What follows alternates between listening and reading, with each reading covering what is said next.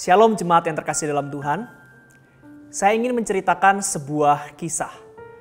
Suatu kali di sebuah negeri ada seorang raja yang sombong dan seorang tabib yang sederhana cenderung miskin. Pada satu titik di dalam kehidupannya, si raja mengalami kondisi sakit yang sangat parah. Dia berusaha mengumpulkan banyak tabib untuk menyembuhkan kondisi sakitnya, tetapi ternyata semua tabib yang dipanggil tidak bisa mengobati raja ini. Tinggal tersisa satu tabib, dan tabib ini adalah tabib yang tadi sederhana bahkan cenderung miskin. Lalu para prajurit memanggil tabib ini, memintanya untuk datang ke istana raja dan menyembuhkan raja tersebut. Dan pada waktu melihat kondisi dari raja, tabib ini langsung mengerti jenis penyakit apa yang dialami oleh raja tersebut. Sang tabib menyanggupi dan sang tabib melakukan pengobatan yang dibutuhkan oleh raja tersebut. Singkat cerita, raja tersebut sembuh. Penyakit yang membuatnya hampir mati membuat raja ini ingin memberi hadiah kepada tabib itu. Raja ini memanggil tabib itu dan kemudian berkata, "Terima kasih, engkau telah menyembuhkanku. Sekarang aku ingin memberikan hadiah terbaik buatmu. Apa yang engkau minta?" Tabib tadi terdiam sejenak dan ternyata dia tidak meminta apa-apa. Dia berkata, "Jadilah seorang raja yang baik, raja yang adil, raja yang bijaksana, dan perlakukanlah rakyatmu seperti engkau ingin diperlakukan." Saudara mendengarkan perkataan tabib itu, raja dengan penuh sukacita karena ia telah disembuhkan, melakukan apa yang dikatakan oleh tabib tadi.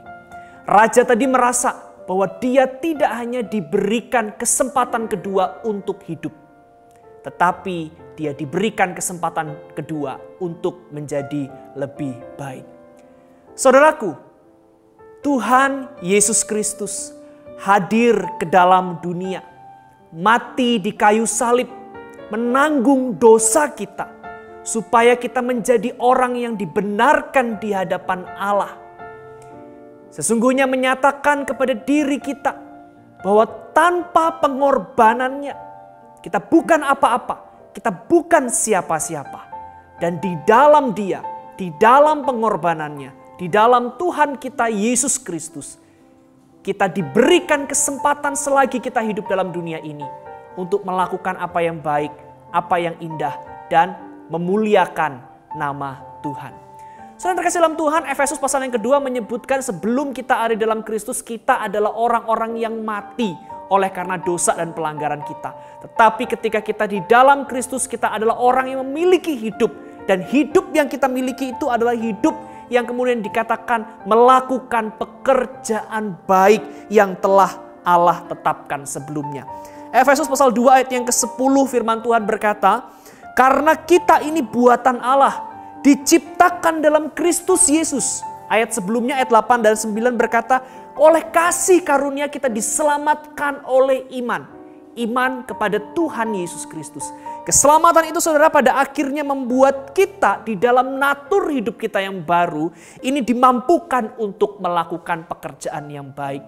Saudara, kita melihat satu contoh, satu teladan di dalam perjanjian baru. Rasul Paulus ketika dia berjumpa dengan Kristus, ketika dia memiliki hidup itu, dia tahu hidup lamanya sungguh sampah, tiada artinya. Dan hidup yang baru ini harus dia jalani dengan cara yang baru.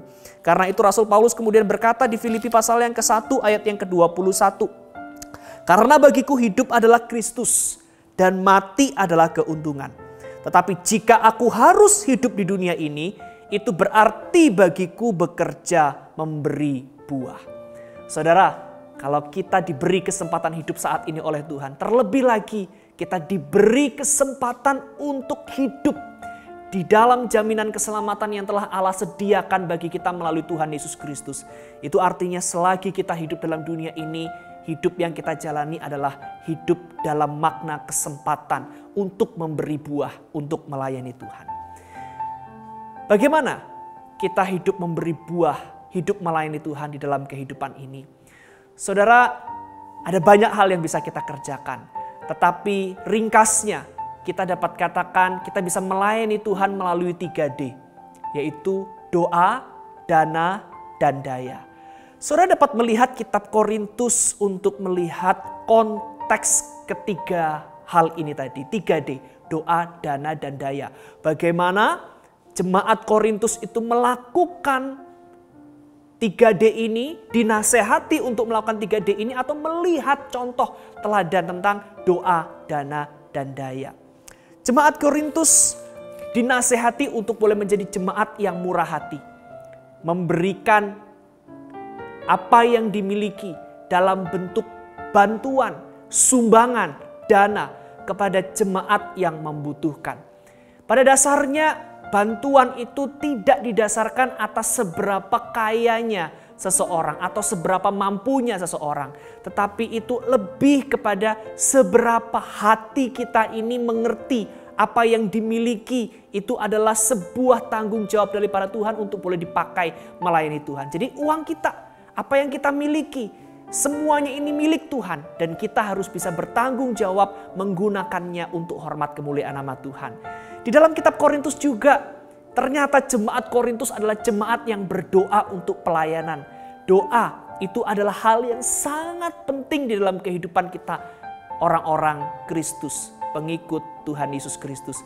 Kita mendoakan orang lain, kita mendoakan pelayanan, kita mendoakan kehidupan kita sebagai jemaat Tuhan. Supaya kita terus bertumbuh di dalam Tuhan adalah bagian pelayanan yang bisa kita kerjakan. Dan juga sederhana, kita bisa lakukan di rumah, kita bisa berdoa syafaat di rumah, kita bisa mengajak keluarga untuk berdoa syafaat, kita bisa mengajak persekutuan-persekutuan untuk berdoa. Doa juga adalah bagian pelayanan yang bisa kita kerjakan. Dan daya. Di kitab 2 Korintus juga disebutkan ada seorang yang bernama Titus, rekan dari Rasul Paulus. Dia diutus untuk melayani. Kita saudara juga dipanggil Tuhan di tengah dunia ini diutus untuk melayani. Jadi bukan hanya dengan doa kita, bukan hanya dengan dana kita. Tetapi mari kita juga berikan energi kita, kekuatan kita, diri kita, tubuh kita untuk melayani Tuhan. Kiranya kita mengerti bahwa Allah telah menghidupkan kita kembali di dalam Kristus dengan tujuan yang mulia, yaitu supaya kita hidup memuliakan Tuhan dan di tengah-tengah perjalanan hidup yang masih Tuhan berikan, di dalam kesempatan hidup yang masih Tuhan berikan ini, kita boleh menyadari bahwa arti dari hidup ini adalah memberi buah di dalam pelayanan. Saudara bisa memikirkan 3D tadi, doa, daya, dan dana adalah sebagai kesempatan di mana kita boleh mempersembahkan hidup kita bagi Tuhan, bagi hormat kemuliaan nama Tuhan. Tuhan Yesus memberkati.